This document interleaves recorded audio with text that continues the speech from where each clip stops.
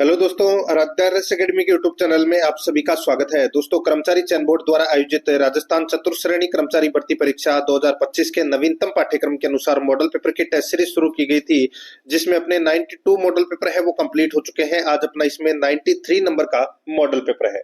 दोस्तों, अगर आपने पिछले 92 मॉडल पेपरों का अगर टेस्ट नहीं दिया है तो आप प्ले लिस्ट में जाइए, वहां पे आपको फोल्डर मिल जाएगा चतुर्थ श्रेणी कर्मचारी मॉडल पेपर के नाम से आपको वहां फोल्डर मिल जाएगा और उसका जो लिंक है वो आपको डिस्क्रिप्शन में मिल जाएगा। तो आप वहां जाकर पिछले मॉडल पेपरों का टेस्ट है वो अवश्य दें, परीक्षा नजदीक है। कुल 120 प्रश्न इस मॉडल पेपर में शामिल किए गए हैं और हूबहू आपको ऐसा ही पेपर है वो परीक्षा में देखने को मिलेगा। मित्रों, दोस्तों, आराध्या अकेडमी के यूट्यूब चैनल को अगर आपने अभी तक सब्सक्राइब नहीं किया तो सब्सक्राइब जरूर कर लें, बेल आइकन को दबाएं, क्लास को लाइक और अपने दोस्तों के पास में शेयर जरूर करें। तो चलिए दोस्तों, शुरू करते हैं आज का अपना 93 नंबर का मॉडल पेपर। एक बार फिर से बता देता हूं, रोजाना की तरह 120 प्रश्न परीक्षा में पूछे जाएंगे। 2 घंटे का पेपर है वो रहने वाला है। 20 प्रश्न हिंदी के, 15 प्रश्न इंग्लिश के, 15 प्रश्न मैथ से संबंधित होंगे और 70 प्रश्न जीके के। जीके के प्रश्नों का दोस्तों यहाँ पर डिवाइडेशन दे रखा है और इसी आधार पर दोस्तों अपन ये फुल सिलेबस के अकॉर्डिंग मॉडल पेपर है वो पढ़ रहे हैं। देखिए, मॉडल पेपर का टेस्ट आपको पूरा देना है ताकि आपको अपना स्कोर भी है वो पता लगता रहेगा कि आपकी तैयारी है वो कितनी है। देखिए, यहाँ पे सबसे पहले अपन राजस्थान भूगोल के 20 प्रश्न है वो पढ़ेंगे सिलेबस के अकॉर्डिंग। आपको ये भी पता होना चाहिए कि आपके कौन से पार्ट में कितने प्रश्न है वो गलत हो रहे हैं। देखिए, राजस्थान भूगोल के 20 प्रश्न सबसे पहले पढ़ रहे हैं। पहला प्रश्न देखिए, राजस्थान में भूरी मृदा कहाँ मिलती है? बताइए, भूरी मृदा कहाँ मिलती है? राइट आंसर क्या हो जाएगा दोस्तों, ये बताइए। तो ये भूरी मृदा है ये दोस्तों बनास एवं उसकी सहायक नदियों के अपवा क्षेत्र में दोस्तों ये भूरी मृदा है ये पाई जाती है। तो ये राजस्थान के कौन से भाग में है? तो ये राजस्थान के पूर्वी भाग में है। राइट आंसर हो जाएगा 4 नंबर का जो ऑप्शन है वो इसका सही उत्तर हो जाएगा। भीलवाड़ा, टोंक, सवाईमाधोपुर, बूंदी, इन जिलों में दोस्तों ये मृदा है वो विस्तृत रूप से पाई जाती है। इसमें नाइट्रोजन व फास्फोरस जैसे पोषक तत्वों की कमी पाई जाती है दोस्तों, ये भी आपको इसमें याद रखना है। 4 नंबर ऑप्शन बिल्कुल सही। सेकंड नंबर का प्रश्न है, इसमें देखिए, राष्ट्रीय झील संरक्षण कार्यक्रम के अंतर्गत कौन सी झील नहीं आती? राष्ट्रीय झील संरक्षण कार्यक्रम के अंतर्गत कौन सी झील नहीं आती? देखिए, राजस्थान की 6 झीलें राष्ट्रीय झील संरक्षण कार्यक्रम के तहत दोस्तों संरक्षित है, जिसमें से इनमें से कौन सी नहीं है? देखिए, फतेह सागर है, आना सागर है, मान सागर है, लेकिन स्वरूप सागर है ये नहीं है दोस्तों। फतेह सागर, आना सागर, मान सागर, पुष्कर, पिछोला और नक्की झील, ये 6 झीलें हैं वो राष्ट्रीय झील संरक्षण कार्यक्रम के तहत संरक्षित है। तो यहाँ पर इसमें स्वरूप सागर नहीं है, तो 3 नंबर का ऑप्शन बिल्कुल सही उत्तर हो जाएगा। 3 नंबर का प्रश्न इसमें देखिए, राजस्थान के कितने जिलों की सीमाएं 2-2 राज्यों से लगती है? कितने जिलों की सीमाएं 2-2 राज्यों से लगती है? बताइए, बहुत ही अच्छा प्रश्न है। तो दोस्तों, इसका राइट आंसर हो जाएगा 4 ऐसे दोस्तों जिले हैं राजस्थान के जिनकी सीमा है वो दोस्तों 2-2 राज्यों से लगती है। नंबर 1 दोस्तों हनुमानगढ़। हनुमानगढ़ की जो सीमा है वो दोस्तों पंजाब और हरियाणा से लगती है, ठीक है। फिर आता है दोस्तों इसमें डीग। डीग की जो सीमा है वो दोस्तों हरियाणा और यूपी से लगती है। धौलपुर जिले की जो सीमा है वो दोस्तों यूपी और एमपी से लगती है और बांसवाड़ा जिले की जो सीमा है वो दोस्तों एमपी और गुजरात से लगती है। तो यहाँ पर इसमें 4 नंबर का जो ऑप्शन है वो इसका सही उत्तर हो जाएगा। आगे देखिए, 4 नंबर का प्रश्न है, कर्क रेखा राज्य के किन 2 जिलों से होकर गुजरती है? बताइए, कर्क रेखा किन 2 जिलों से होकर गुजरती है? ये तो सभी को पता होगा दोस्तों, डूंगरपुर के चींकली गांव और बांसवाड़ा के कुशलगढ़ गांव से होकर दोस्तों ये कर्क रेखा है वो गुजरती है, यानी कि डूंगरपुर और बांसवाड़ा। राइट आंसर हो जाएगा यहाँ पे 1 नंबर का ऑप्शन बिल्कुल सही उत्तर हो जाएगा, बांसवाड़ा डूंगरपुर। 5 नंबर का प्रश्न इसमें देखिए, जनगणना 2011 के अनुसार निम्न में से राजस्थान का कौन सा एक जिला 0 से 6 आयु वर्ग में सर्वाधिक लिंगानुपात रखता है?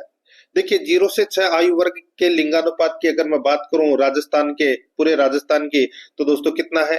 888। ये 0 से 6 आयु वर्ग का राजस्थान का लिंगानुपात है। अब यहाँ पर पूछ लिया दोस्तों जिले का, तो दोस्तों सर्वाधिक लिंगानुपात रखता है 0 से 6 आयु वर्ग में, वो रखता है दोस्तों बांसवाड़ा। कितना? 934 रखता है दोस्तों, ठीक है। उसके बाद में आता है दोस्तों प्रतापगढ़ का नंबर, प्रतापगढ़ का है दोस्तों 933। फिर आता है दोस्तों भीलवाड़ा का, इसका है दोस्तों 928, ठीक है। तो ये फिर आता है दोस्तों उदयपुर का है दोस्तों 924। तो यहाँ पर इसमें राइट आंसर क्या हो जाएगा, बांसवाड़ा इसका सही उत्तर हो जाएगा, 1 नंबर ऑप्शन बिल्कुल सही। 6 नंबर का प्रश्न है, राजस्थान में आदिवासी जनसंख्या में सर्वाधिक भाग किस जनजाति का है? आदिवासी जनसंख्या में सर्वाधिक भाग कौन सी जनजाति का है? तो दोस्तों राइट आंसर हो जाएगा वो है मीणा का, मीणा जनजाति का। यहाँ पर इसमें 1 नंबर का ऑप्शन बिल्कुल सही उत्तर हो जाएगा। मीणा के बाद में भील, फिर गरासिया, फिर सैरिया। तो यहाँ पर इसमें 1 नंबर ऑप्शन सही उत्तर हो जाएगा। 7 नंबर का प्रश्न इसमें देखिए, राज्य के किस जिले में न्यूनतम साक्षरता दर है? न्यूनतम साक्षरता दर दोस्तों राजस्थान में 2 ही जिले ऐसे हैं जिनमें सबसे कम साक्षरता दर है। एक तो है दोस्तों जालोर, और जालोर के बाद में नंबर आता है दोस्तों सिरोही का, ठीक है। उसके बाद में तीसरा स्थान आता है प्रतापगढ़ का। सबसे कम जो साक्षरता दर है वो है दोस्तों जालोर जिले की 54.9%, 54.9%। फिर आता है दोस्तों सिरोही का नंबर है, इसकी है दोस्तों 55.3%, ठीक है। तो यहाँ पर इसमें राइट आंसर क्या हो जाएगा, 1 नंबर का ऑप्शन बिल्कुल सही। न्यूनतम साक्षरता दर कौन से जिले की है, जालोर की। 8 नंबर का प्रश्न है, सर्वाधिक राजमार्गों वाला प्रदेश का कौन सा, यानी कि सर्वाधिक राजमार्गों वाला प्रदेश का जिला कौन सा है?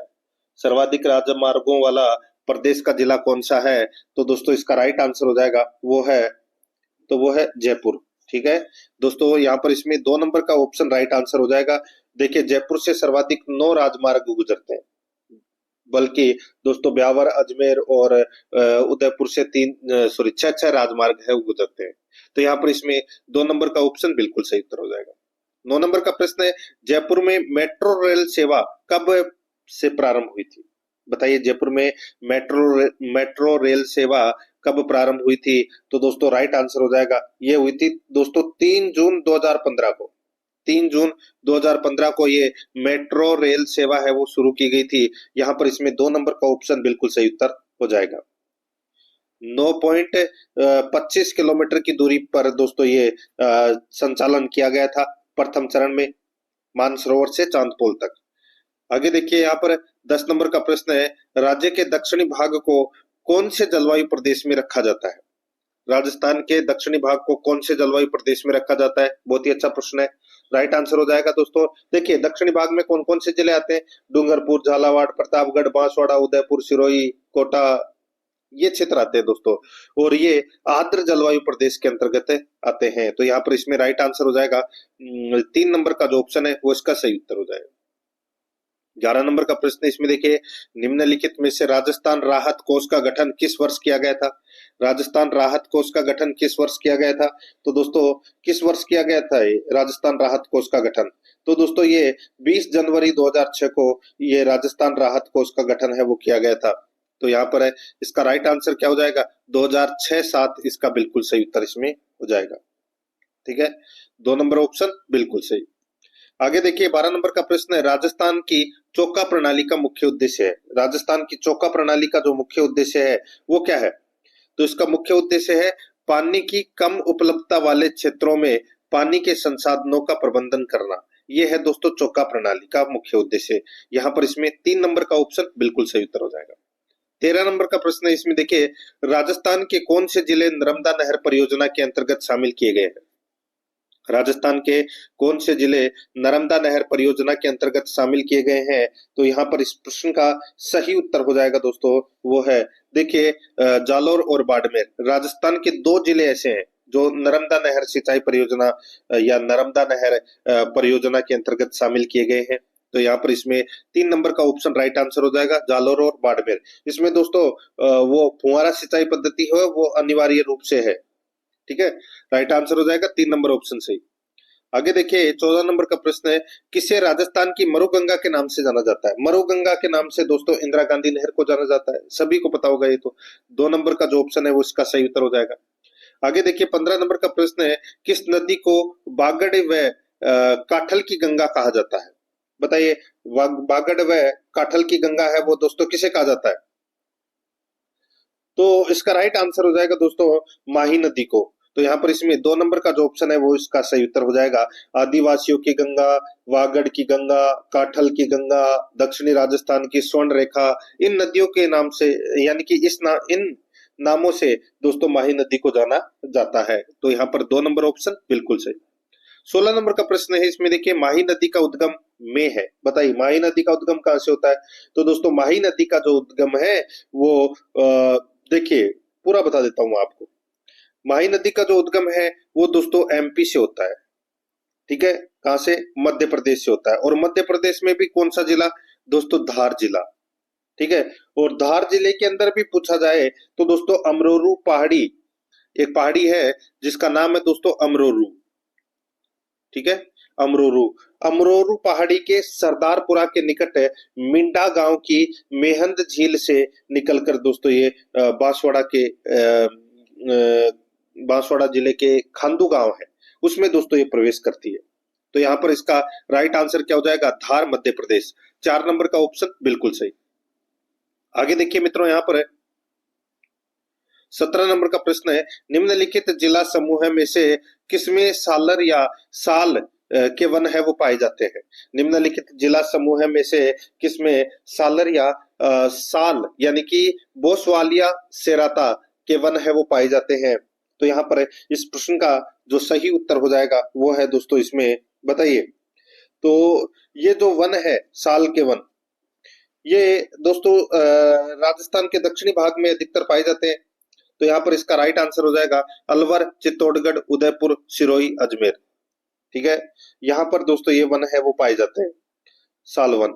तो यहाँ पर इसका सही उत्तर हो जाएगा 4 नंबर का ऑप्शन बिल्कुल सही उत्तर इसमें हो जाएगा। ये प्राय पहाड़ी क्षेत्रों में ये सालर के वन है वो पाए जाते हैं, और इसका जो गोंद है ना, उससे काजल बना के और आंखों में अगर डाला जाए तो दोस्तों आंखों के लिए वो बहुत बढ़िया है। हमारे गांव में दोस्तों ये इस्तेमाल होता है। नीम का धाना क्षेत्र में पहाड़ों के अंदर दोस्तों ये गोंद है वो लगता है, और हम वहां से लेकर आते हैं। 4 नंबर का जो ऑप्शन है वो इसका बिल्कुल सही उत्तर हो जाएगा। आगे देखिए 18 नंबर का प्रश्न है, माउंट आबू के आसपास जहां वर्षा 150 सेंटीमीटर से अधिक है वन पाए जाते हैं? माउंट आबू के आसपास जहां वर्षा 150 सेंटीमीटर से अधिक है वन पाए जाते हैं, तो दोस्तों ये वन है ये पाए जाते हैं। तो इसका राइट आंसर हो जाएगा उपोष्ण कटिबंधीय सदाबहार वन है वो पाए जाते हैं। यहाँ पर इसमें 2 नंबर का जो ऑप्शन है वो इसका बिल्कुल सही उत्तर हो जाएगा। आगे देखिए 19 नंबर का प्रश्न है, किस जिले में राष्ट्रीय जीवाश्म उद्यान यानी कि नेशनल वुड फॉसिल पार्क स्थित है? तो नेशनल वुड फॉसिल पार्क है वो दोस्तों कहाँ स्थित है? तो ये तो सभी को पता होगा दोस्तों, जैसलमेर में है। यहाँ पर 2 नंबर का जो ऑप्शन है वो इसका बिल्कुल सही उत्तर हो जाएगा। देखिए शांति से बैठ के आपको ये मॉडल पेपर है वो देखोगे। देखिए समय तो आपको 1 घंटा देना पड़ेगा, लेकिन आप जो चीज देख रहे हैं वो दोस्तों बिल्कुल क्रीम चीज है, फालतू की कोई बकवास नहीं है, only for topic to topic. मजा आएगा आपको देखने में। देखिए 20 नंबर का प्रश्न, गोडवाड़ प्रदेश को यह भी कहा जाता है, गोडवाड़ प्रदेश को यह भी कहा जाता है, क्या कहा जाता है गोडवाड़ प्रदेश को? तो दोस्तों यहाँ पर मैं बात कर रहा हूँ गोडवाड़ प्रदेश को दोस्तों क्या कहा जाता है? तो इसको कहा जाता है दोस्तों लूणी जवाई बेसिन, लूणी जवाई बेसिन कहा जाता है दोस्तों गोडवाड़ प्रदेश को। तो यहाँ पर इसका राइट आंसर हो जाएगा 1 नंबर का ऑप्शन बिल्कुल सही। अब देखिए भाग 2 के अंदर दोस्तों अपन राजस्थान इतिहास एवं कला संस्कृति से संबंधित 20 प्रश्न है वो पढ़ेंगे सिलेबस के अकॉर्डिंग। देखिए 21 नंबर का प्रश्न है, तीनों गोलमेज सम्मेलन जो 1930 से 1932 तक है, ये तीनों गोलमेज सम्मेलन आयोजित हुए थे, में भाग लेने वाले राजस्थान के एकमात्र शासक है वो कौन थे? तो वो थे दोस्तों कौन थे? महाराजा गंगा सिंह जो बीकानेर के शासक थे। तो यहाँ पर इसमें 2 नंबर का जो ऑप्शन है वो इसका बिल्कुल सही उत्तर इसमें हो जाएगा, याद रखना। आगे देखिए 22 नंबर का प्रश्न है, बरड का किसान आंदोलन किस रियासत से संबंधित है? बरड का किसान आंदोलन कौन सी रियासत से संबंधित है? तो दोस्तों ये बूंदी रियासत से संबंधित है, और ये 1922 के अंदर ये आंदोलन है वो शुरू हुआ था, जिसका नेतृत्व दोस्तों हरिभाई किंगर, रामनारायण चौधरी, पंडित नैनूराम शर्मा ने किया था। तो यहाँ पर इसका सही उत्तर हो जाएगा 2 नंबर का ऑप्शन सही उत्तर। 23 नंबर का प्रश्न है, इसमें देखिए राजस्थान में अजमेर मेरवाड़ा के विलय के समय वहां के मुख्यमंत्री कौन थे? बताइए राजस्थान में अजमेर मेरवाड़ा के विलय के समय वहां के मुख्यमंत्री कौन थे? तो दोस्तों वहां के मुख्यमंत्री थे हरिभाऊ उपाध्याय। कौन थे? हरिभाऊ उपाध्याय। 3 नंबर का जो ऑप्शन है वो इसका बिल्कुल सही उत्तर इसमें हो जाएगा, हरिभाऊ उपाध्याय। 24 नंबर का प्रश्न है, स्वामी दयानंद सरस्वती ने 1883 ईस्वी में परोपकारिणी सभा की स्थापना कहाँ की? स्वामी दयानंद सरस्वती ने 1883 ईस्वी में परोपकारिणी सभा की जो स्थापना है वो दोस्तों कहाँ की थी? इसका सही उत्तर हो जाएगा दोस्तों, देखिए, उदयपुर में स्थापना की थी दोस्तों, परोपकारिणी सभा की स्थापना। ठीक है, और स्थापना तो की कहां पर? उदयपुर में, लेकिन इसका जो मुख्यालय है, परोपकारिणी सभा का जो मुख्यालय है वो दोस्तों अजमेर में बनाया गया था। ये भी आपको याद रखना है। यहाँ पर इसमें 1 नंबर का ऑप्शन सही। 25 नंबर का प्रश्न है, बातारी फुलवारी कितने खंडों में विभक्त है? बातारी फुलवारी की दोस्तों कितने खंडों में विभक्त है? इसका जो सही उत्तर हो जाएगा दोस्तों, ये 14 खंडों में दोस्तों विभक्त है। 14 खंडों में क्या है? विभक्त है। राइट आंसर हो जाएगा यहाँ पे 3 नंबर ऑप्शन सही। 26 नंबर का प्रश्न है, किस लोक देवता की ख्याति 4 हाथों वाले देवता के रूप में हुई? 4 हाथों वाले देवता, ये तो सभी को पता होगा दोस्तों, कल्लाजी राठौड़ को कहा जाता है। यहाँ पर इसमें 3 नंबर का जो ऑप्शन है वो इसका सही उत्तर हो जाएगा। आगे देखिए, 27 नंबर का प्रश्न है, राजस्थान के किस वाद्य को, यानी कि कौन से वाद्य यंत्र को जूझ होर्प भी कहा जाता है? बताइए, कौन से वाद्य यंत्र को जूझ होर्प भी कहा जाता है? तो यहाँ पर इसका सही उत्तर हो जाएगा, वो है दोस्तों मोरचंग को। मोरचंग जो वाद्य यंत्र है इसको दोस्तों जूझ होर्प भी कहा जाता है। ये दोस्तों इसे मोरचंग को होठों के बीच में रखकर बजाया जाता है। ठीक है, और एक छोटा सा वाद्य यंत्र है। तो यहाँ पर इसमें राइट आंसर क्या हो जाएगा? 1 नंबर का जो ऑप्शन है वो इसका बिल्कुल सही उत्तर हो जाएगा। आगे देखिए मित्रों, यहाँ पे 28 नंबर का प्रश्न है, राजस्थान की मानक बोली है। राजस्थान की मानक बोली कौन सी है? मानक बोली तो दोस्तों मारवाड़ी है। राइट आंसर क्या हो जाएगा यहाँ पे? 3 नंबर का ऑप्शन सही उत्तर, मारवाड़ी। 29 नंबर का प्रश्न है, इसमें देखिए, फल्गुबाई किस नृत्य से संबंधित है? फल्गुबाई नाम तो सुना ही होगा दोस्तों, चरी नृत्य। गुर्जर जाति की महिलाओं द्वारा दोस्तों सिर पर चरी रखकर दोस्तों ये नृत्य किया जाता है, और इसमें ढोल, थाली और बाकिया वाद्य यंत्रों का प्रयोग किया जाता है। और किशनगढ़ अजमेर की जो फल्गुबाई है वो इस नृत्य की, यानी कि चरी नृत्य की प्रसिद्ध नृत्यांगना है। तो यहाँ पर इसमें राइट आंसर हो जाएगा 2 नंबर ऑप्शन बिल्कुल सही, चरी नृत्य। 30 नंबर का प्रश्न है, राजस्थान में बड़ी तीज मनाई जाती है। दोस्तों ये बड़ी तीज है, ये बड़ी तीज मनाई जाती है दोस्तों भाद्रपद के कृष्ण पक्ष की तृतीया को। भाद्रपद के कृष्ण पक्ष की तृतीया को, यानी कि भाद्रपद कृष्ण तृतीया को बड़ी तीज है वो मनाई जाती है। इसको दोस्तों बूढ़ी तीज भी कहते हैं, सतवा तीज भी कहते हैं, सातुड़ी तीज भी कहते हैं, कजली तीज भी कहते हैं दोस्तों इसे। ठीक है, ये त्योहार है ये दोस्तों पार्वती देवी को समर्पित है। तो यहाँ पर इसमें 4 नंबर का ऑप्शन बिल्कुल सही। 31 नंबर का प्रश्न है, इसमें देखिए, मेवाड़ क्षेत्र में दीपावली के समय लड़कों द्वारा गाए जाने वाले लोकगीतों को क्या कहा जाता है? बताइए, मेवाड़ क्षेत्र में दीपावली के समय लड़कों द्वारा गाए जाने वाले लोकगीतों को क्या कहते हैं? बताइए, क्या कहते हैं उसको? इसका सही उत्तर हो जाएगा दोस्तों, उसको बोलते हैं दोस्तों, उसको बोलते हैं लोवड़ी और हरणी। लोवड़ी और हरणी बोलते हैं दोस्तों। ठीक है, तो यहाँ पर इसमें राइट आंसर क्या हो जाएगा? 3 नंबर का ऑप्शन बिल्कुल सही, 1 और 2 दोनों इसमें सही है। ठीक है, और ये तो मैं यहाँ पे बताया मैंने लड़कों को, लड़कों के, और लड़कियों द्वारा गाए जाने वाले गीतों को दोस्तों गडल्यो बोलते हैं। क्या बोलते हैं? गडल्यो। ये 4 नंबर का ऑप्शन है, ये लड़कियों द्वारा गाए जाने वाले, लड़कियों द्वारा गाए जाने वाले गीतों को गडल्यो कहते हैं। ठीक है, लड़कों के द्वारा जो गीत गाए जाते हैं उनको लोवड़ी और हरणी कहते हैं। ठीक है, 3 नंबर ऑप्शन सही। 32 नंबर का प्रश्न है, इसमें देखिए, हालरो पहना जाता है। हालरो क्या है? ये हालरो दोस्तों एक आभूषण है, और ये महिलाओं द्वारा दोस्तों ये गले पर ये आभूषण है वो पहना जाता है। राइट आंसर हो जाएगा यहाँ पे 2 नंबर का ऑप्शन बिल्कुल सही। 33 नंबर का प्रश्न है, 7 सहेलियों का मंदिर कहाँ स्थित है? 7 सहेलियों का मंदिर दोस्तों इसे सूर्य मंदिर भी कहते हैं, और ये झालरापाटन झालावाड़ में स्थित है दोस्तों ये। यहाँ पर इसमें 3 नंबर का ऑप्शन बिल्कुल सही उत्तर हो जाएगा। 34 नंबर का प्रश्न है, मेवाड़ चित्रकला शैली का सबसे प्राचीन चित्रित ग्रंथ है। मेवाड़ चित्रकला शैली का सबसे प्राचीन चित्रित ग्रंथ है तो वो कौन सा है? तो दोस्तों वो है श्रावक प्रतिक्रमण सूत्र चूर्णी ग्रंथ। ठीक है, ये 1260 ईस्वी में रावल तेज सिंह के समय कमल चंद्र के द्वारा दोस्तों ये चित्रित किया गया था। तो यहाँ पर इसका राइट आंसर हो जाएगा वो है 4 नंबर का जो ऑप्शन है वो इसका बिल्कुल सही उत्तर हो जाएगा।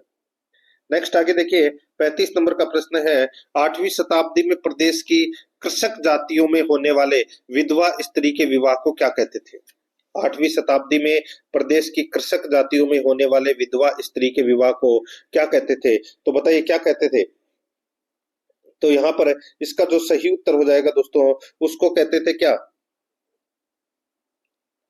तो उसको बोलते थे दोस्तों नाता। क्या बोलते थे? नाता प्रथा बोलते थे या नाता बोलते थे। तो यहाँ पर इसमें 3 नंबर का जो ऑप्शन है वो इसका बिल्कुल सही उत्तर हो जाएगा। ठीक है, आगे देखिए यहाँ पर है 36 नंबर का प्रश्न है दाबू प्रिंट के लिए प्रसिद्ध है। दाबू प्रिंट के लिए दोस्तों प्रसिद्ध है, राइट आंसर हो जाएगा दोस्तों दाबू प्रिंट। ये आकोला गांव है चित्तौड़गढ़ का, वहां पर दोस्तों ये प्रसिद्ध है दाबू प्रिंट। तो यहाँ पर इसमें 4 नंबर का ऑप्शन बिल्कुल सही उत्तर इसमें हो जाएगा, ये आपको इसमें याद रखना है। आगे देखिए 37 नंबर का प्रश्न है शेखावाटी के जकात आंदोलन का नेतृत्व किसने किया? शेखावाटी के जकात आंदोलन का जो नेतृत्व है वो दोस्तों किसने किया था? तो ये किया था नरोत्तम लाल जोशी ने। नरोत्तम लाल जोशी ने, राइट आंसर हो जाएगा यहाँ पे 4 नंबर ऑप्शन सही उत्तर हो जाएगा। आगे देखिए श्रीलाल जोशी किस कला से संबंधित है? श्रीलाल जोशी नाम तो सुना ही होगा दोस्तों, ये शाहपुरा भीलवाड़ा निवासी है श्रीलाल जोशी, और ये फट चित्रकला के लिए दोस्तों ये प्रसिद्ध है।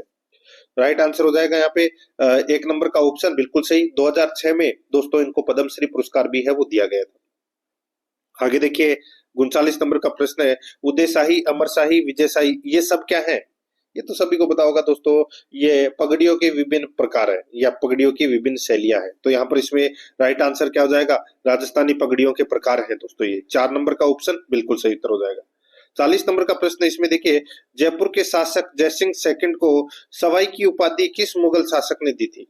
जयपुर के शासक है जयसिंह सेकंड को सवाई की उपाधि किस मुगल शासक ने दी थी? तो बताइए किस मुगल शासक ने दी थी? तो यहाँ पर इसका राइट आंसर हो जाएगा वो है औरंगजेब ने दी थी दोस्तों। 1 नंबर का जो ऑप्शन है वो इसका बिल्कुल सही उत्तर हो जाएगा औरंगजेब ने। ठीक है, ये आपको इसमें याद रखना है।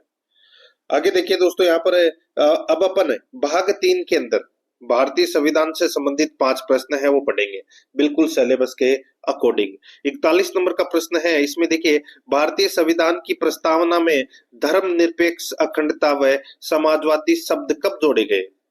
भारतीय संविधान की प्रस्तावना में धर्मनिरपेक्ष अखंडता व समाजवादी शब्द कब जोड़े गए? तो यहाँ पर इसका सही उत्तर हो जाएगा दोस्तों ये जोड़े गए, बताइए कब? भाई 42वां संविधान संशोधन हुआ था जो कब हुआ था? तो दोस्तों ये हुआ था 1976 में।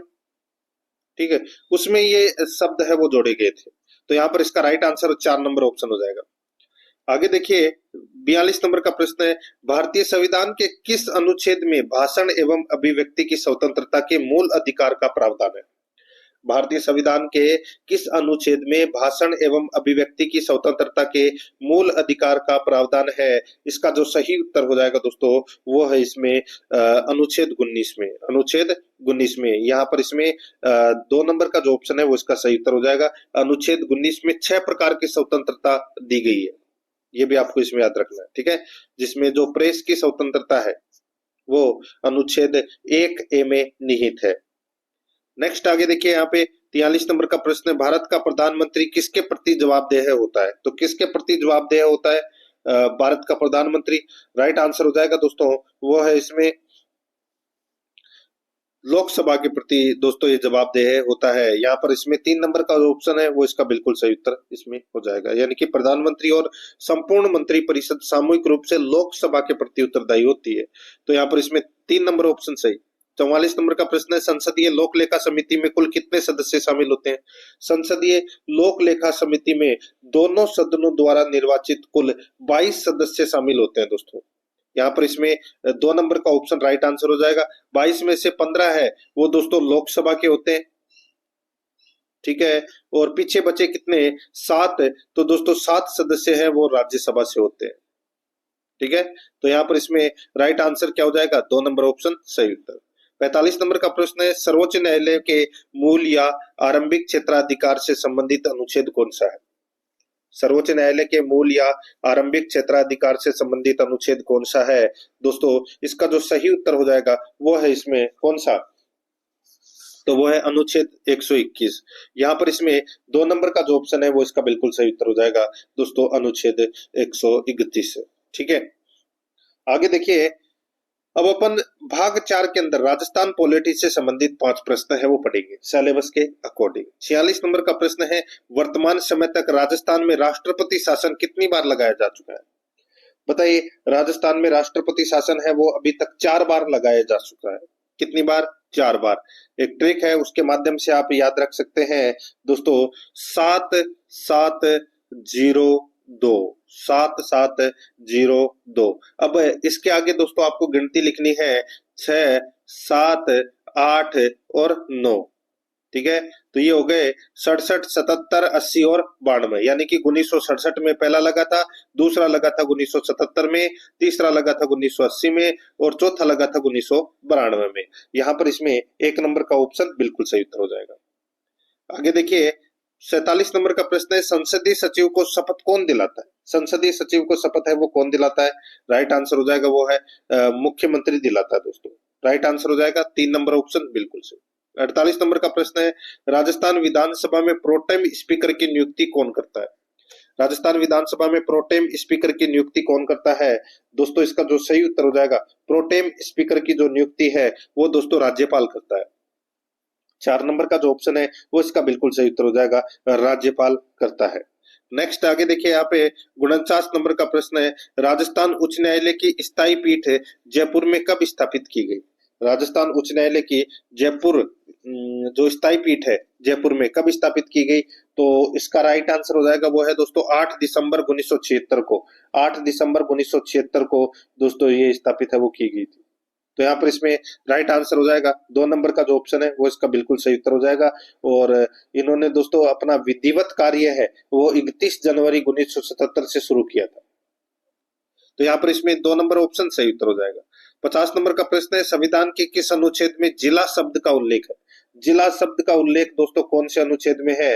राइट आंसर हो जाएगा अनुच्छेद 233 में जिला शब्द का उल्लेख है, यानी कि जिला न्यायालयों की नियुक्ति के संदर्भ में है जिला शब्द का उल्लेख हुआ है।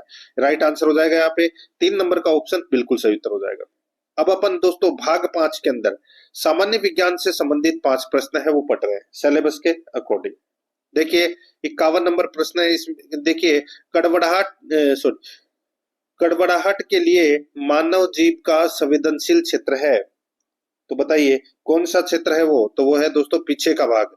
यहाँ पर इसमें 3 नंबर का जो ऑप्शन है वो इसका बिल्कुल सही उत्तर हो जाएगा, ये आपको इसमें याद रखना है। देखिए मनुष्य में जीभ का जो अग्र छोर है यानी कि आगे वाला भाग है वो मीठे का, और पीछे वाला भाग है वो कड़वे का, और पार्श्व यानी कि पार्श्व किनारे है वो खट्टे, और अग्र किनारे है वो दोस्तों नमकीन स्वादों का अनुभव करते हैं। तो यहाँ पर इसमें राइट आंसर हो जाएगा 3 नंबर ऑप्शन बिल्कुल सही।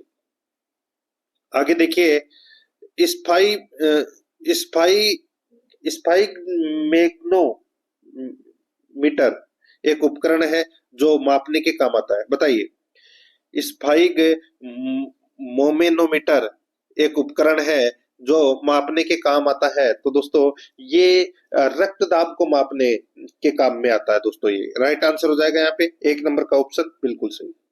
आगे देखिए, यहाँ पे छोटी माता यानी कि चिकन पॉक्स पैदा की जाती है। तो दोस्तों ये चिकन पॉक्स ये पैदा की जाती है, तो यहाँ पर इसका राइट आंसर हो जाएगा ये दोस्तों वेरिसेला विषाणु द्वारा। वेरिसेला विषाणु द्वारा 2 नंबर का जो ऑप्शन है वो इसका बिल्कुल सही उत्तर हो जाएगा। और ये हवा के माध्यम से या संक्रमित व्यक्ति के संपर्क में आने से ये फैलता है, और इसमें दोस्तों शरीर में हल्का बुखार और शरीर पर पुंछे जैसी चकतियां है वो विकसित होती है। तो यहाँ पर इसमें राइट आंसर क्या हो जाएगा? 2 नंबर का जो ऑप्शन है वो इसका बिल्कुल सही उत्तर हो जाएगा। आगे देखिए 54 नंबर का प्रश्न है, खाने के सोडे का रासायनिक नाम क्या है? खाने के सोडे का रासायनिक नाम क्या है? तो दोस्तों खाने के सोडे का रासायनिक नाम है वो है सोडियम बाइकार्बोनेट। Sodium bicarbonate. तो यहाँ पर इसमें 2 नंबर का जो ऑप्शन है वो इसका बिल्कुल सही उत्तर हो जाएगा, जिसे बेकिंग सोडा भी कहते हैं, NaHCO3। ये इसका दोस्तों सूत्र है। तो यहाँ पर इसमें एक नंबर ऑप्शन सही। 55 नंबर प्रश्न इसमें देखिए, मानव चक्षु में किसी व्यक्ति का प्रतिबिंब बनता है। मानव चक्षु में किसी व्यक्ति या किसी वस्तु का प्रतिबिंब बनता है। मानव चक्षु में किसी वस्तु का प्रतिबिंब बनता है, कहाँ बनता है? तो ये कॉर्निया पर बनता है, ये तो सभी को पता होगा। एक नंबर का जो ऑप्शन है वो इसका बिल्कुल सही उत्तर हो जाएगा, कॉर्निया पर। कॉर्निया पर नहीं, रेटिना पर बनेगा दोस्तों। कहाँ पर है? रेटिना पर। देखिए, मानव चक्षु है वो एक कैमरे की भांति होती है, ठीक है। इसमें एक लेंस होता है जो आंख के भीतर उपस्थित परत पर प्रकाश को फोकस करता है, ये ठीक है। और उस परत को दोस्तों रेटिना कहते हैं, ठीक है। और कॉर्निया से प्रकाश है वो प्रवेश करता है, कॉर्निया से प्रकाश है वो प्रवेश करता है, लेकिन वस्तु का जो प्रतिबिंब बनता है वो रेटिना पर बनता है। तो यहाँ पर इसमें 2 नंबर का ऑप्शन सही उत्तर हो जाएगा। अब अपन दोस्तों भाग 6 के अंदर भारतीय करंट अफेयर से संबंधित है 5 प्रश्न है वो पढ़ेंगे, बिल्कुल सिलेबस के अकॉर्डिंग। 56 नंबर प्रश्न है, खेलो इंडिया यूथ गेम का 7वां संस्करण 2025 में कहाँ आयोजित किया गया? खेलो इंडिया यूथ गेम का 7वां संस्करण 2025 में कहाँ आयोजित किया गया? तो दोस्तों ये कहाँ आयोजित किया गया? तो इसका राइट आंसर हो जाएगा दोस्तों ये दोस्तों ये बिहार में शुरू किया गया था, ये ठीक है।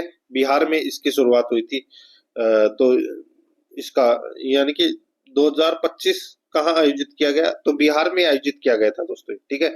और इसकी जो शुरुआत है वो दोस्तों 2018 में हुई थी, ये भी याद रखना है। तो 2 नंबर ऑप्शन सही उत्तर हो जाएगा। 57 नंबर प्रश्न इसमें देखिए, हाल ही में भारत की पहली महिला विधि सचिव बनने का गौरव किसने प्राप्त किया? हाल ही में भारत की पहली महिला विधि सचिव बनने का गौरव किसने प्राप्त किया? तो दोस्तों ये पहली विधि सचिव है वो अंजू राठी राणा है, ठीक है। कौन है? अंजू राठी राणा। तो यहाँ पर इसमें राइट आंसर हो जाएगा 2 नंबर ऑप्शन बिल्कुल सही। नेक्स्ट आगे देखिए, यहाँ पे 58 नंबर प्रश्न है, साहित्य के क्षेत्र में देश का सर्वोच्च 59वां ज्ञानपीठ पुरस्कार किसे दिया गया? बताइए, साहित्य के क्षेत्र में देश का सर्वोच्च 59वां ज्ञानपीठ पुरस्कार है वो किसे दिया गया? तो यहाँ पर इसका सही उत्तर हो जाएगा दोस्तों, किसे दिया गया? तो ये विनोद कुमार शुक्ल को दिया गया दोस्तों, ये 59वां ज्ञानपीठ पुरस्कार। यहाँ पर इसमें 2 नंबर का ऑप्शन बिल्कुल सही उत्तर हो जाएगा। 59 नंबर प्रश्न इसमें देखिए, हाल ही में भारत का पहला कृषि ड्रोन स्वदेशीकरण केंद्र कहाँ स्थापित किया गया है? हाल ही में भारत का पहला कृषि ड्रोन स्वदेशीकरण केंद्र कहाँ स्थापित किया गया है? इसका जो सही उत्तर हो जाएगा दोस्तों, बताइए कहाँ स्थापित किया गया है? तो ये स्थापित किया गया है दोस्तों चेन्नई में। तो यहाँ पर 3 नंबर ऑप्शन बिल्कुल सही उत्तर हो जाएगा, चेन्नई में। 60 नंबर का प्रश्न है, इसरो ने 29 जनवरी 2025 को लॉन्च किए गए अपने 100वें मिशन में GSLV F-15 रॉकेट से किस उपग्रह को प्रक्षेपित किया? बताइए किस उपग्रह को प्रक्षेपित किया? तो यहाँ पर इसका जो सही उत्तर हो जाएगा वो है दोस्तों इसमें कौन सा, बताइए। तो वो है NVS-02। NVS-02 ये एक नेविगेशन सैटेलाइट है दोस्तों, ठीक है। तो यहाँ पर इसमें सही उत्तर हो जाएगा 1 नंबर ऑप्शन बिल्कुल सही। अब अपन दोस्तों भाग 7 के अंदर राजस्थान करंट अफेयर से संबंधित 5 प्रश्न है वो पढ़ेंगे। देखिए 61 नंबर का प्रश्न है, प्रदेश का पहला वन्य जीव फूड बैंक कहाँ बनाया जा रहा है? प्रदेश का पहला वन्य जीव फूड बैंक है यानी कि ग्रासलैंड कहाँ बनाया जा रहा है? तो दोस्तों कहाँ बनाया जा रहा है ये? तो ये बनाया जा रहा है दोस्तों कोटा में। कहाँ पर है? कोटा में। तो यहाँ पर इसमें सही उत्तर हो जाएगा 3 नंबर ऑप्शन सही, कोटा में। 62 नंबर का प्रश्न इसमें देखिए, प्रदेश का कौन सा क्षेत्र टंगस्टन और लिथियम के भंडारों के लिए चर्चा में है? प्रदेश का कौन सा क्षेत्र टंगस्टन और लिथियम के भंडारों के लिए चर्चा में है? तो यहाँ पर इसका सही उत्तर हो जाएगा वो है दोस्तों इसमें डेगाना नागौर। तो यहाँ पर इसमें 3 नंबर का जो ऑप्शन है वो इसका सही उत्तर हो जाएगा डेगाना नागौर, ठीक है। आगे देखिए यहाँ पर 63 नंबर का प्रश्न है, देशी पशुओं के संरक्षण हेतु किस जिले में प्रदेश का पहला उत्कृष्टता केंद्र खोला जा रहा है? देशी पशुओं के संरक्षण हेतु किस जिले में प्रदेश का पहला उत्कृष्टता केंद्र है वो खोला जा रहा है? तो यहाँ पर इसका सही उत्तर हो जाएगा वो है दोस्तों इसमें, बताइए।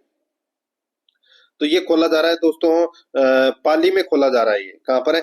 पाली के अंदर। तो यहाँ पर इसमें 4 नंबर का ऑप्शन सही उत्तर हो जाएगा। आगे देखिए 64 नंबर का प्रश्न है, 1 अप्रैल 2025 से प्रदेश में सामाजिक सुरक्षा योजनाओं की पेंशन की राशि बढ़ाकर कितनी की गई है? 1 अप्रैल 2025 से प्रदेश में सामाजिक सुरक्षा योजनाओं की पेंशन की राशि बढ़ाकर कितनी की गई है? तो दोस्तों कितनी की गई है? तो इसका सही उत्तर हो जाएगा वो है दोस्तों इसमें 1250 रुपए की गई है। 2 नंबर का जो ऑप्शन है वो इसका बिल्कुल सही उत्तर हो जाएगा, 1250 है वो की गई है। आगे देखिए मित्रों, यहाँ पे 65 नंबर का प्रश्न है, राज्य में पैरा ओलंपिक खिलाड़ी जिसने मार्च 2025 में स्पेनिश पैरा बैडमिंटन में स्वर्ण, रजत व कांस्य तीनों पदक जीते हैं। राज्य के पैरा ओलंपिक खिलाड़ी जिसने मार्च 2025 में स्पेनिश पैरा बैडमिंटन में स्वर्ण, रजत और कांस्य तीनों पदक जीते हैं। इसका जो सही उत्तर हो जाएगा वो है दोस्तों, वो जीते हैं कृष्णा नागर ने, कृष्णा नागर ने। तो यहाँ पर इसमें 2 नंबर का जो ऑप्शन है वो इसका बिल्कुल सही उत्तर इसमें हो जाएगा। इनका संबंध दोस्तों जयपुर जिले से है। और वर्ष 2021 में मेजर ध्यानचंद खेल रत्न पुरस्कार भी इनको प्रदान है वो किया जा चुका है। यहाँ पर इसमें 2 नंबर ऑप्शन बिल्कुल सही। अब अपन दोस्तों भाग 8 के अंदर कंप्यूटर से संबंधित 5 प्रश्न है वो पढ़ेंगे। यहाँ पर देखिए मदरबोर्ड है। मदरबोर्ड क्या है? तो दोस्तों मदरबोर्ड है वो एक सर्किट बोर्ड है जिसमें सीपीयू अन्य चिप लगे होते हैं। ठीक है, तो यहाँ पर इसमें राइट आंसर क्या हो जाएगा? 4 नंबर का जो ऑप्शन है वो इसका बिल्कुल सही उत्तर इसमें हो जाएगा। आगे देखिए 67 नंबर का प्रश्न है, एमएस वर्ड में बहुलिखित शब्दों, लाइनों या पैराग्राफों का चयन कौन सी कुंजी का प्रयोग करके किया जा सकता है? एमएस वर्ड में बहुलिखित शब्दों, लाइनों या पैराग्राफों का चयन कौन सी कुंजी का प्रयोग करके किया जा सकता है? तो यहाँ पर इसका सही उत्तर हो जाएगा वो है दोस्तों कंट्रोल। 4 नंबर का जो ऑप्शन है वो इसका बिल्कुल सही उत्तर हो जाएगा कंट्रोल। आगे देखिए यहाँ पर 68 नंबर का प्रश्न है, किन प्रोग्रामों का प्रयोग राशि आधारित प्रलेख बनाने के लिए किया जाता है? किन प्रोग्रामों का प्रयोग राशि आधारित प्रलेख बनाने के लिए किया जाता है? तो यहाँ पर इसका सही उत्तर हो जाएगा वो है दोस्तों स्प्रेडशीट। यहाँ पर 3 नंबर का जो ऑप्शन है वो इसका बिल्कुल सही उत्तर हो जाएगा स्प्रेडशीट प्रोग्राम। ठीक है, आगे देखिए यहाँ पे 69 नंबर प्रश्न है, किस शॉर्टकट कुंजी की यानी कि कौन सी शॉर्टकट की द्वारा वर्तमान प्रेजेंटेशन में नई स्लाइड इंसर्ट की जा सकती है? बताइए, नई स्लाइड इंसर्ट करने के लिए कौन सी शॉर्टकट की का प्रयोग है वो किया जाता है? तो दोस्तों वो है इंसर्ट न्यू स्लाइड यानी कि control plus M. Control plus M, यहाँ पर 2 नंबर का ऑप्शन बिल्कुल सही उत्तर हो जाएगा। कंट्रोल प्लस एस तो होता है सेव प्रेजेंटेशन के लिए, तो यहाँ पर इसमें 2 नंबर ऑप्शन सही। 70 नंबर प्रश्न है, वेब पृष्ठों को इंटरनेट पर प्रदर्शित कराने के लिए किसकी आवश्यकता होती है? वेब पृष्ठों को इंटरनेट पर प्रदर्शित कराने के लिए किसकी आवश्यकता होती है? तो दोस्तों आवश्यकता होती है दोस्तों इंटरनेट से कनेक्शन की, वेब ब्राउजर की, एक वेब सर्वर की आवश्यकता होती है। तो यहाँ पर इसका राइट आंसर हो जाएगा उपरोक्त सभी। 4 नंबर का जो ऑप्शन है वो इसका सही उत्तर इसमें हो जाएगा। अब देखिए, अब अपन भाग 9 के अंदर हिंदी व्याकरण से संबंधित 20 प्रश्न है वो पढ़ेंगे बिल्कुल सिलेबस के अकॉर्डिंग।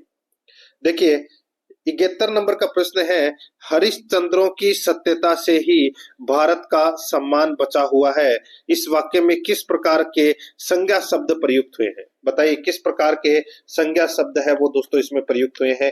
तो पता तो चल गया होगा दोस्तों यहाँ पे आपको। देखिए यहाँ पर सीधा सा है हरिश्चंद्र।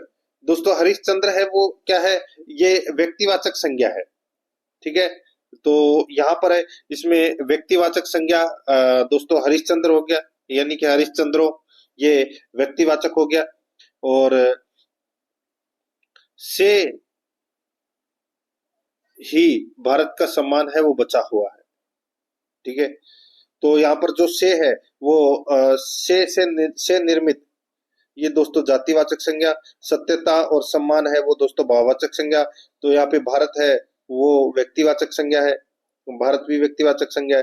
तो यहाँ पर इसमें राइट आंसर क्या हो जाएगा? वो है दोस्तों व्यक्तिवाचक, जातिवाचक और भाववाचक, ये तीनों का प्रयोग हुआ है दोस्तों। 4 नंबर ऑप्शन बिल्कुल सही। आगे देखिए कौन सा शब्द संज्ञा है? कौन सा शब्द संज्ञा है? तो दोस्तों यहाँ पर देखिए जो अपेक्षा शब्द है वो क्या है? भाववाचक शब्द है दोस्तों, ये भाववाचक संज्ञा है। तो यहाँ पर इसमें राइट आंसर हो जाएगा 4 नंबर ऑप्शन बिल्कुल सही।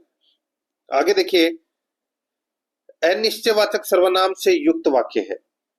बताइए अनिश्चयवाचक सर्वनाम से युक्त वाक्य है, यानी कि अनिश्चयवाचक यानी कि जिसका निश्चय नहीं किया जा सकता।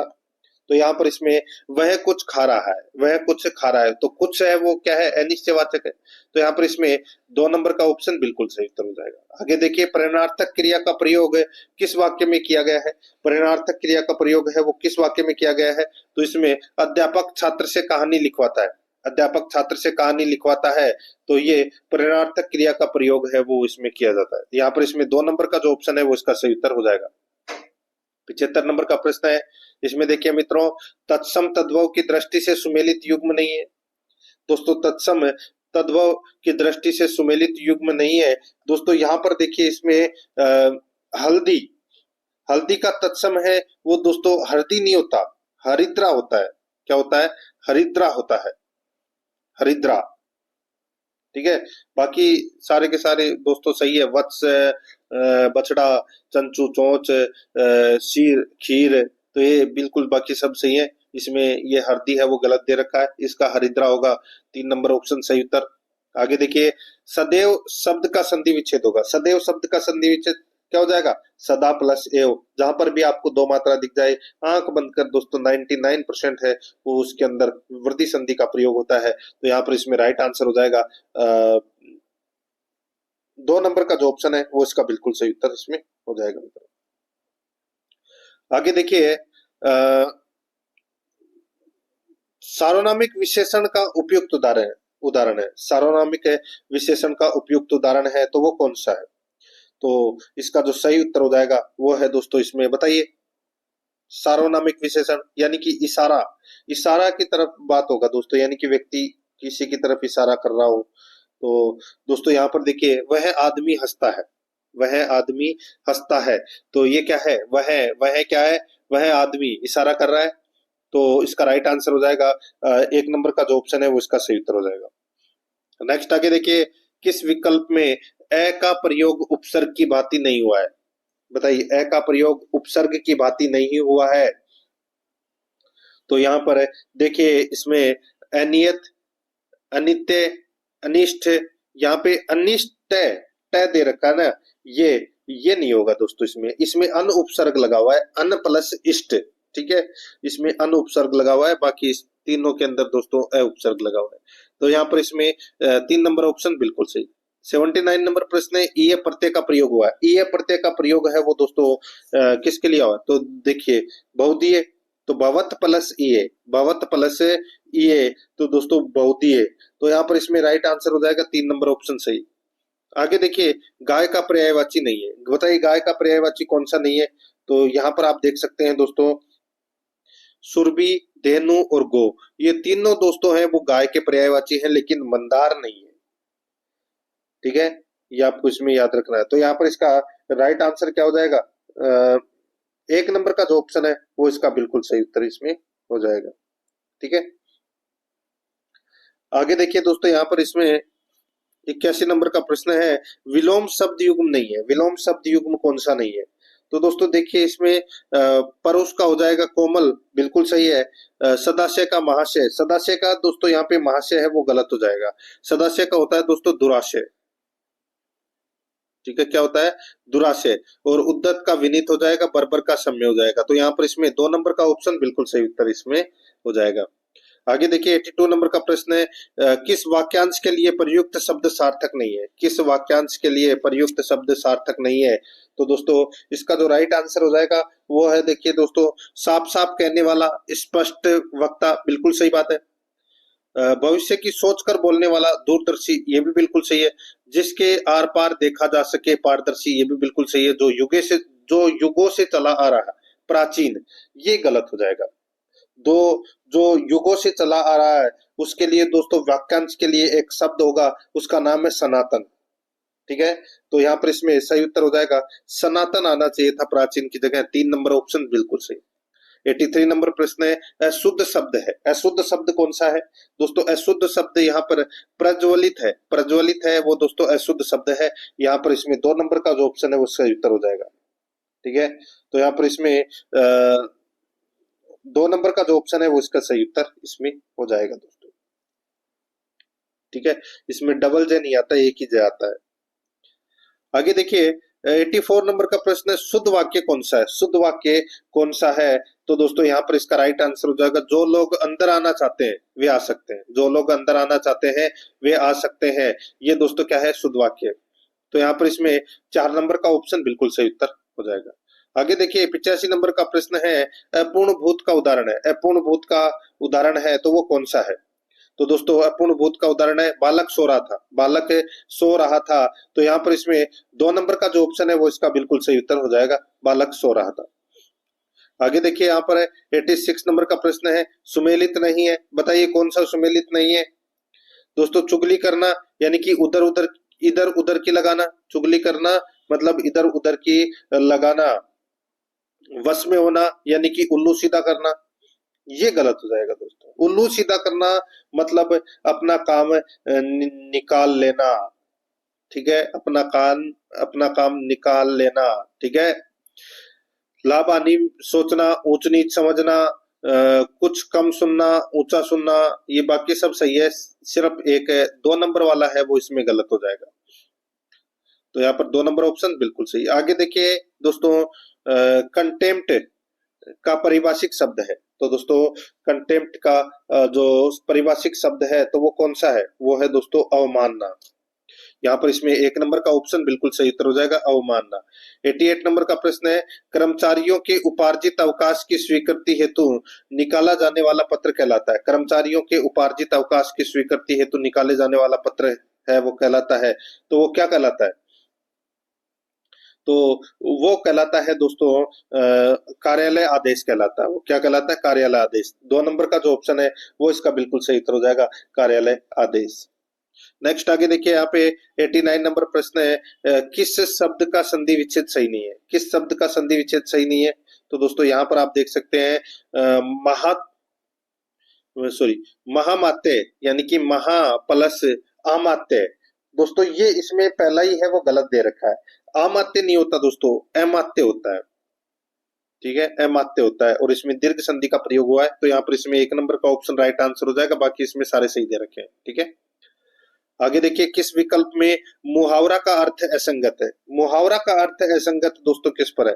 यहाँ पर आप देख सकते हैं, सिर पर आफत आना, विपत्ति पड़ना, बिल्कुल सही है। सिर पर कफन बांधना यानी कि मरने को तैयार हो जाना, बिल्कुल सही है। सिर पर सवार होना, बहुत क्रोधित होना, ये अपना गलत हो जाएगा। सिर पर सवार होना मतलब पीछे पड़ना होता है इसका, ठीक है? और बहुत क्रोधित होने के लिए मुहावरा है होता है दोस्तों खून खोलना, ठीक है?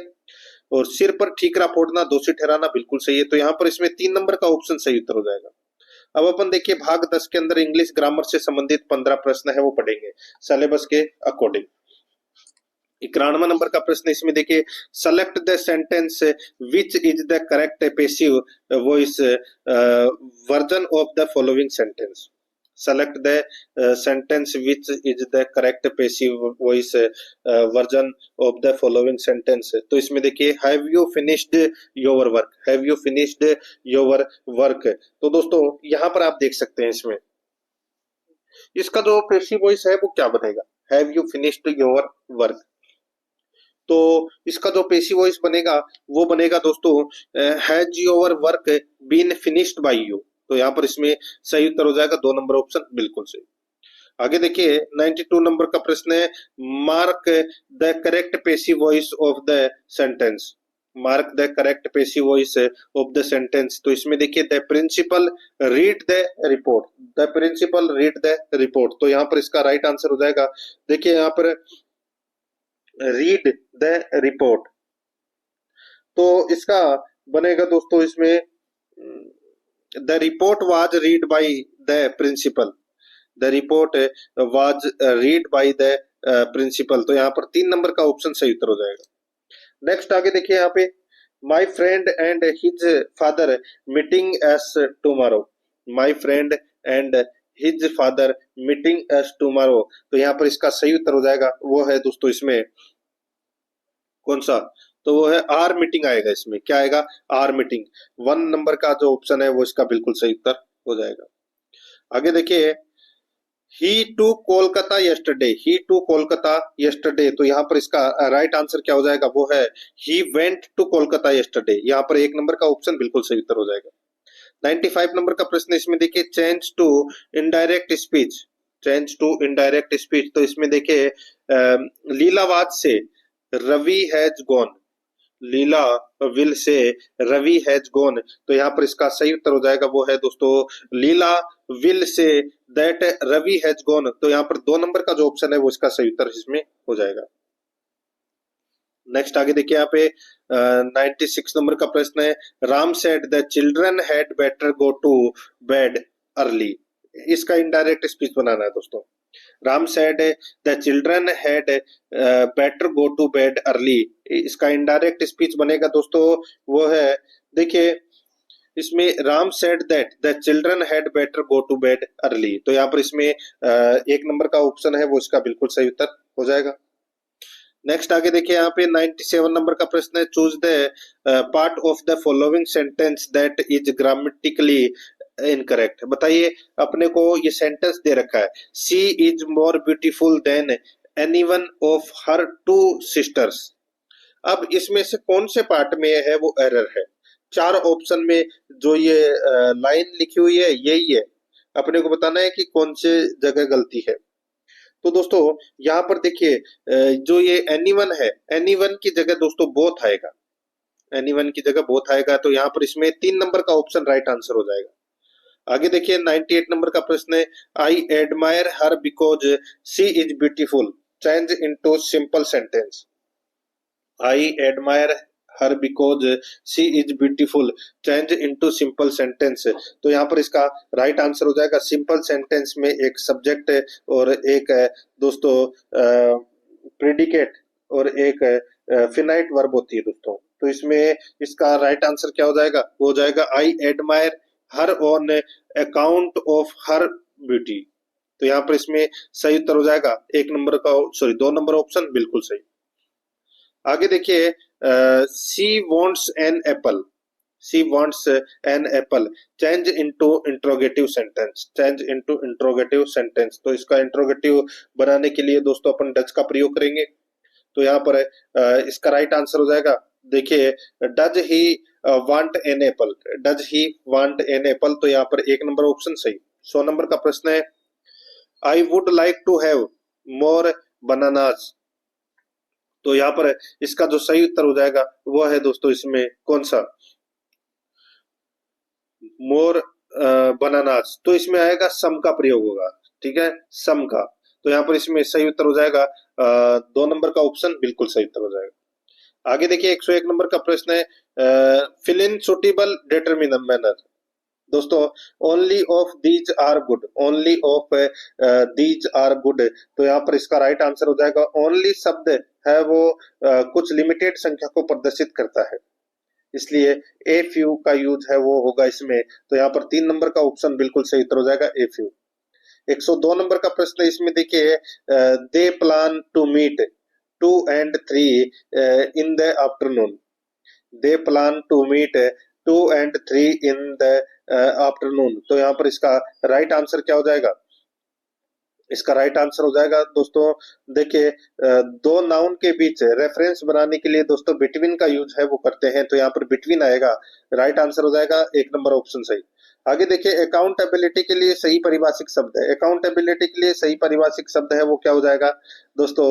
वो हो जाएगा इसमें जवाबदेही। यहाँ पर इसमें 1 नंबर का जो ऑप्शन है वो इसका बिल्कुल सही उत्तर हो जाएगा जवाबदेही। 104 नंबर का प्रश्न है इसमें देखिए, you should do your work, Hindi translation करना है, you should do your work. तो दोस्तों इसका हिंदी ट्रांसलेट है वो क्या हो जाएगा? तो दोस्तों यहाँ पर यानी कि आपको अपना काम करना चाहिए। 2 नंबर का जो ऑप्शन है वो इसका बिल्कुल सही उत्तर हो जाएगा इसमें। 105 नंबर का प्रश्न है इसमें देखिए, what comes after hello in a sentence, hello in a sentence. तो दोस्तों यहाँ पर देखिए हेलो एक है दोस्तों मीटिंग वर्ड है, ठीक है, और एक स्ट्रॉन्ग इमोशन है। तो इसके लिए दोस्तों ये एक्सक्लेमेशन मार्क, ये वाला मार्क है वो आएगा दोस्तों। 3 नंबर का जो ऑप्शन है वो इसका बिल्कुल सही उत्तर हो जाएगा। अब अपन दोस्तों भाग 11 के अंदर गणित से संबंधित 15 प्रश्न है वो पढ़ेंगे बिल्कुल सिलेबस के अकॉर्डिंग। यहाँ पर देखिए 106 नंबर का प्रश्न है, एक विद्युत यंत्र प्रत्येक 60 सेकंड के पश्चात ध्वनि उत्पन्न करता है। अन्य यंत्र प्रत्येक 62 सेकंड के उपरांत अपनी ध्वनि उत्पन्न करता है। दोनों की ध्वनि साथ साथ में 10 बजे प्रातः सुनी गई, तो अगले कौन से समय पर वे परस्पर साथ साथ ही अपनी ध्वनि उत्पन्न करेंगे? यानी कि दोनों एक साथ है वो 10 बजे बजे हैं, ठीक है। अब दोबारा एक साथ है वो कब बजेंगे? तो सीधा सा है 60 और 62 का दोस्तों एलसीएम निकाल लीजिए। दोस्तों 60 और 62 का एलसीएम निकलेगा 1860। कितना निकलेगा? 1860 इसका एलसीएम निकलेगा। और दोस्तों ये 1860 है, इसमें अपन क्या करेंगे भाई? 60 से ये 1860 है वो क्या है? सेकंड है, ठीक है। अब इसको मिनट में बदलेंगे तो इसमें 60 का भाग दे देंगे। 60 का भाग दे देंगे तो दोस्तों कितनी बार जाएगा? तो ये जीरो से तो जीरो कट जाएगा, और ये 36 18 और एक यानी कि 31 मिनट। 31 मिनट बाद में दोस्तों ये दोनों एक साथ बजेंगे, तो यानी कि 10:31 पर प्रातः। तो यहाँ पर 2 नंबर का जो ऑप्शन है वो इसका सही उत्तर हो जाएगा। 107 नंबर का प्रश्न है, 4 लड़के तथा 3 लड़कियों ने औसतन 120 रुपए खर्च किए। उनमें लड़कों ने यदि औसतन 150 रुपए खर्च किए हो तो लड़कियों का औसत खर्च कितना था? भाई सीधा सा मैं आपको बताऊं, 4 तो और 3 7, 7 इंटू 120 कर लीजिए। 7 इंटू 120 किया तो कितना जाएगा? 12 सत्ते 84, यानी कि 840 हो गया। अब उनमें से लड़कों ने 150 खर्च किए हैं, लड़के कितने हैं? 4 हैं, तो 4 इंटू 150 कर लीजिए, कितना हो जाएगा? 600, ठीक है। 150 इंटू 4 कितने होते हैं भाई? 150, 150 300, 300 300 600, ठीक है। अब 800 में से 600 गए तो कितने बचे दोस्तों? 240 बचे। और ये 240 है, ये 3 लड़कियों ने खर्च किए हैं, यानी कि 240 में 3 का भाग दे दीजिए, कितना आ जाएगा? 80। तो यानी कि लड़कियों का जो औसत खर्च है वो कितना हो जाएगा? 80, ठीक है। तो यहाँ पर इसमें सही उत्तर हो जाएगा 3 नंबर ऑप्शन सही। नेक्स्ट आगे देखिए, यहाँ पे 108 नंबर का प्रश्न है, 75 मिलीलीटर 1.75 लीटर का कितने प्रतिशत है? बताइए। 75 मिलीलीटर 1.75 लीटर का कितने प्रतिशत है? तो दोस्तों सीधा सा यहाँ पे हो जाएगा 75 बटे 1.75 इंटू 1000। बस इसको इंटू 100 कर लीजिए, इंटू 100, बस इसको काट लीजिए। ये 2 जीरो से ये 2 जीरो कट गए। अब दोस्तों 1.75 इंटू 100 करोगे, ठीक है। या दोस्तों इसको अगर आप काटते नहीं है तो सीधा सा है, ये 75 को 100 से मल्टीप्लाई कर दीजिए, ठीक है। तो ये कितना हो जाएगा? 7500 हो जाएगा, ठीक है। और 1.75 इंटू 1000 करोगे तो कितना आ जाएगा? तो दोस्तों ये आ जाएगा 1705। कितना आ जाएगा? 1750। ये जीरो से ये जीरो कट गया, यानी कि 750 बटे 175 बचे। तो इसको काट लीजिए, तो ये कट जाएगा दोस्तों। तो ये 25 से कट रहा है, ये दोस्तों 30 बार कट जाएगा, और ये कट जाएगा दोस्तों 7 बार, ठीक है। यानी कि 30 बटा 7। अब 30 में 7 का भाग दे लीजिए तो कितना आ जाएगा? तो दोस्तों 4 सही 2 बटा 7 आ जाएगा। तो यही अपना सही उत्तर हो जाएगा, 2 नंबर ऑप्शन सही, 4 सही 2 बटा 7, ठीक है, प्रतिशत। आगे देखिए, 8 संख्याओं का औसत 38.4 है। अब दोस्तों 38.4 इंटू 8 कर लीजिए। इनमें से 7 संख्याओं का औसत है वो 39.2 है। तो यहाँ पर दोस्तों 39.2 इंटू 7 कर लीजिए। बस 8वीं संख्या क्या होगी भाई? टोटल 8 है, जिसमें से 7 का तो दे ही रखा है, माइनस करना है। 38.4 इंटू 8 करोगे तो दोस्तों कितना आ जाएगा? ये आ जाएगा 307.2। 307.2 माइनस दोस्तों कितना हो जाएगा? 274.4, फिर ठीक है। अब इसमें से घटा दोगे तो कितना आ जाएगा? ये आ जाएगा 32.8। तो यहाँ पर इसका सही उत्तर हो जाएगा 2 नंबर का ऑप्शन बिल्कुल सही, 32.8। 110 नंबर का प्रश्न है, इसमें देखिए 192 का 12.5%, 192 का 12.5% बराबर x का 50% हो तो मान ज्ञात कीजिए। तो सबसे पहले दोस्तों ये 192 का 12% निकाल लीजिए। तो यहाँ पर 192 इंटू 12.5 5/100 कर लीजिए। ठीक है, तो ये कितनी बार कट गया? ये दोस्तों 8 बार कट गया। ठीक है, 8 बार कट गया। भाई 25 से तो ये 4 बार कटता है, तो ये 12.5 से 8 बार कट गया, तो 192/8 हो जाएगा। अब 192 में 8 का भाग दोगे तो कितना आ जाएगा? 8 दूनी 16, 2 पीछे बच गए कितने? 3 और 2 32, तो 8 चौके 32 यानी कि 24। ठीक है, अब ये 24 आ गया, 12.5% 192 का। तो ये x का 50% हो, तो x का 50% किसका? तो 48 का 50% होगा 24। तो यहाँ पर इसमें राइट आंसर क्या हो जाएगा? दोस्तों 4 नंबर का ऑप्शन बिल्कुल सही। आगे देखिए, एक कुर्सी को 56 रुपए में बेचने पर एक आदमी को क्रय मूल्य के बराबर लाभ प्रतिशत प्राप्त होता है, तो कुर्सी का क्रय मूल्य क्या है? तो सीधा सा मैं बोलूं आपको दोस्तों, ऑप्शन उठाना है आपको। ऑप्शन उठा के करोगे तो ज्यादा बेटर रहेगा।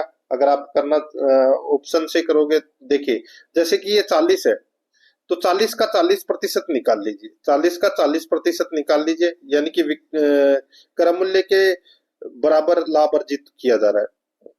तो कितना हो गया? 16। क्रम मूल्य कितना है अपना? 40। 40 में 16 जोड़ोगे तो क्या 56 आ रहा है? बिल्कुल आ रहा है। तो यहाँ पर इसका राइट आंसर क्या हो जाएगा? 4 नंबर का जो ऑप्शन है वो इसका सही उत्तर। जैसे कि यहाँ पे 50 का 50% निकाल के देखोगे तो दोस्तों 75 आएगा, लेकिन यहाँ पे प्रश्न में 56 दे रखा है, तो इसका सही उत्तर हो जाएगा 4 नंबर ऑप्शन। 112 नंबर का प्रश्न है, एक व्यक्ति के पास 480 रुपए में 1 रुपए, 5 रुपए और 10 रुपए के नोट है। यदि प्रत्येक प्रकार के नोटों की संख्या समान हो तो नोटों की कुल संख्या कितनी होगी? सीधा सा मैं आपको बोलूं, यहाँ पे नोटों की कुल संख्या के बारे में पूछा गया है, तो यहाँ पर ऐसे लिख सकते हैं आप, x plus 5x plus 10x है वो लिख सकते हैं। ठीक है, अब दोस्तों यहाँ पर देखिए, बराबर में आपको क्या करना है? 480 लिखना है। भाई 480 है, तो 5 और 10 कितना होता है? 15। 15 और x तो कितना हो जाएगा? 16। तो 16x, 16x बराबर कितना हो जाएगा दोस्तों? 480। तो 480 में आप 16 का भाग दोगे तो x निकल कर आ जाएगा कितना? तो ये आ जाएगा दोस्तों 30। अब 30 को 3 से मल्टीप्लाई कर लीजिए तो कितना हो जाएगा? भाई x कितने हैं? 3 ही तो है, 1 2 और 3। तो यहाँ पे जो 30 को 3 से मल्टीप्लाई कर लीजिए, 3x। ठीक है, तो कितना हो जाएगा? 90। तो यहाँ पर इसका राइट आंसर हो जाएगा 3 नंबर ऑप्शन सही। 113 नंबर प्रश्न है, यदि a अनुपात b 3:4 तथा b अनुपात c 8:9 तो a अनुपात c का मान होगा। तो सबसे पहले आपको a, b और c लिखना है। ठीक है, तो ये 3:4 और ये कितना हो जाएगा दोस्तों? b और c कितना दे रखा है? 8:9। ठीक है, बस निकाल लीजिए। 8 × 3 = 24 और 8 चौका 32 और 9 चौका 36। बस काट लीजिए, कट रहे हैं 2 से, तो ये आ जाएगा दोस्तों 12, ये आ जाएगा दोस्तों 16 और ये आ जाएगा दोस्तों 18। फिर भी कट रहे हैं, ये 6, ये 8 और ये 9। 6 8 9। अब दोस्तों यहाँ पे ए और सी का पूछा है, तो ए का कितना है? 6 अनुपात और सी का कितना है? 9 अनुपात। तो ये कट रहे हैं, बिल्कुल कट रहे हैं। देखिए 3 से कट रहे हैं ना, तो ये 3 से 2 बार कटा और ये 3 से 3 बार कटा, यानी कि 2:3 इसका राइट आंसर हो जाएगा। यहाँ पर इसमें 4 नंबर का ऑप्शन बिल्कुल सही। आगे देखिए 114 नंबर का प्रश्न है, एक व्यापार में मोहन ने 5,000 रुपए 4 माह के लिए, सोहन ने 4,000 रुपए 8 माह के लिए, राम ने 6,000 रुपए 6 माह के लिए लगाए। इन तीनों के लाभ का अनुपात क्या होगा? भाई सीधा सा है, ये हो गया अपना मोहन, ये हो गया दोस्तों अपना सोहन और ये होगा राम। तो 5 चौके 20, ये हो गया दोस्तों 20,000। 4 8 चौके 32, तो ये हो गया दोस्तों इसका सोहन का 32। ठीक है, और ये राम का हो जाएगा दोस्तों 36,000। ठीक है, मल्टीप्लाई कर दिया, 6,000 इंटू 6, 4,000 इंटू 8 और 5,000 इंटू 4। अब इनका अनुपात निकाल लीजिए। 3 जीरो से दोस्तों ये 3 जीरो कट गई, ये 3 जीरो से 3 जीरो कट गई। अब अपने पास में बचे 26, 32 और 36। तो ये 2 से कट रहे हैं, तो दोस्तों ये 2 से कट रहे हैं, तो ये 5 का 20 है ना? ठीक है, हाँ 20।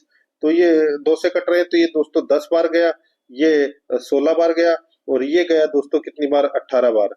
ठीक है, अब फिर भी देखिए 2 से कट रहे हैं, तो ये 5 बार, ये 8 बार और ये 9 बार। अब यहाँ पे 5:8:9 आएगा, यही अपना सही उत्तर हो जाएगा, 4 नंबर का ऑप्शन बिल्कुल सही।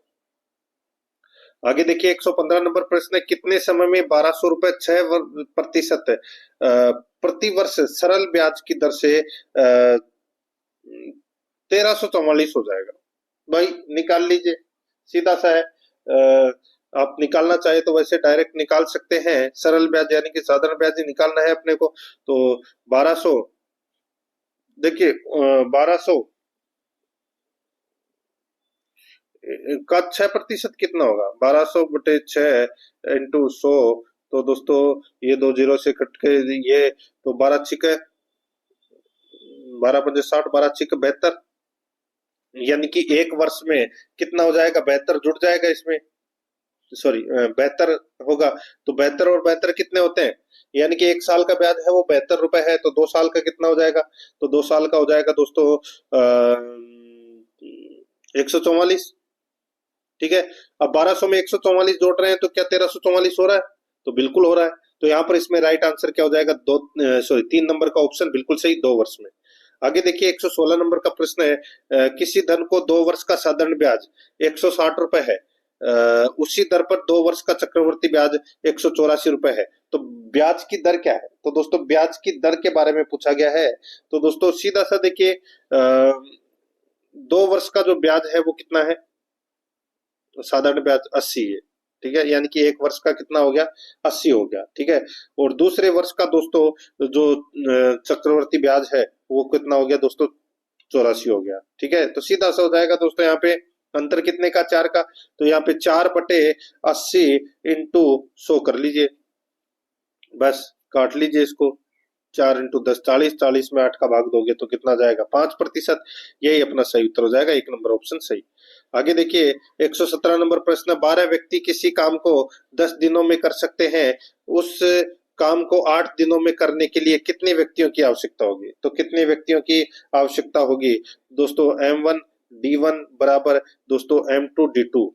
ठीक है, यानी कि मैन 1 मैन 2 D1 डेज 1 और डेज 2। तो सीधा सा हो जाएगा दोस्तों, यहाँ पे 12 इंटू 10/8 कर लीजिए।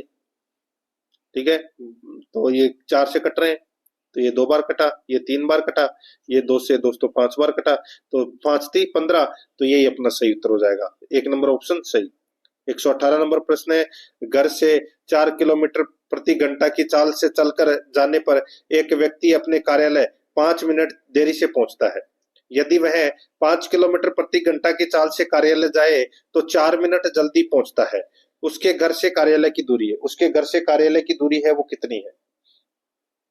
दोस्तों यहाँ पर देखिए दूरी बराबर चालों का गुणनफल बटे चालों का अंतर इंटू समय का अंतर।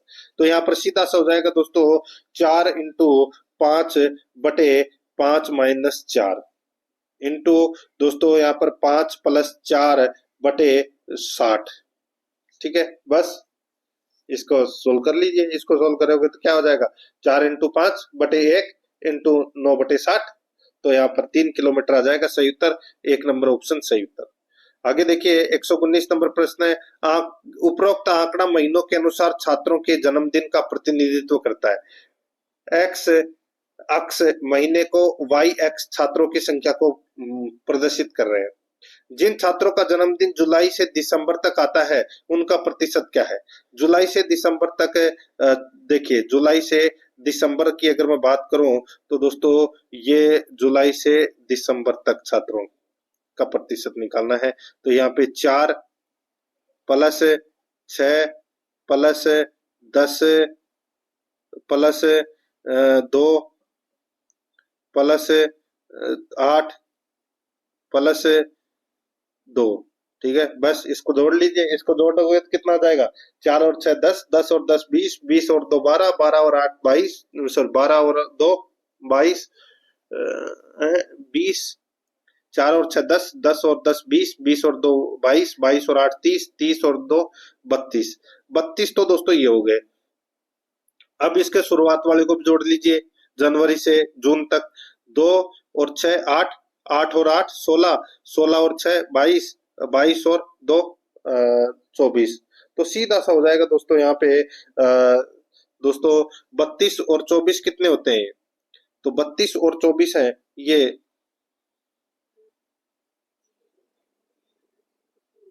कितने? दो,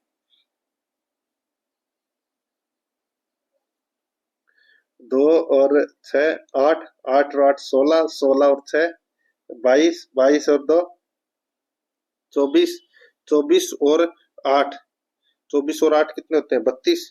ठीक है, तो ये 50% हो गया। भाई 32 इधर हो गया, 32 इधर हो गया, तो 64 का 32% निकालोगे, यानी कि 64 का 32 कितना है? 50% ही है। तो ये अपना सही उत्तर हो जाएगा 32। ठीक है, यहाँ पर इसमें राइट आंसर क्या हो जाएगा? 4 नंबर का जो ऑप्शन है वो इसका बिल्कुल सही उत्तर इसमें हो जाएगा। आगे देखिए मित्रों, यहाँ पर नीचे दिए गए पाई चार्ट को ध्यानपूर्वक पढ़िए और प्रश्न का उत्तर दीजिए। पाई चार्ट एक स्कूल में छात्रों की पसंदीदा खेलों का विवरण है। कुल छात्र हैं वो 200 है। तो यहाँ पर देखिए स्कूल में बैडमिंटन पसंद करने वाले छात्रों की संख्या कितनी है? तो बैडमिंटन कितने प्रतिशत कर रहे हैं? तो दोस्तों 20%। कुल विद्यार्थी कितने हैं? 200। तो 200 का दोस्तों 20% निकाल लीजिए, कितना हो जाएगा? तो दोस्तों 20 इंटू 2 कितना हो जाएगा? 40। तो यहाँ पर इसमें 2 नंबर का ऑप्शन बिल्कुल सही, 40। तो दोस्तों इसी के साथ मैंने आपको ये मॉडल पेपर करवाया है। प्रश्न आपको कैसे लगे कमेंट में जरूर बताएं, और आराध्या रस एकेडमी के यूट्यूब चैनल को सब्सक्राइब जरूर कर लें, बेल आइकन को दबाएं, क्लास को लाइक और अपने दोस्तों के पास में शेयर जरूर करें। मिलते हैं दोस्तों नेक्स्ट क्लास में। जय हिंद, जय भारत।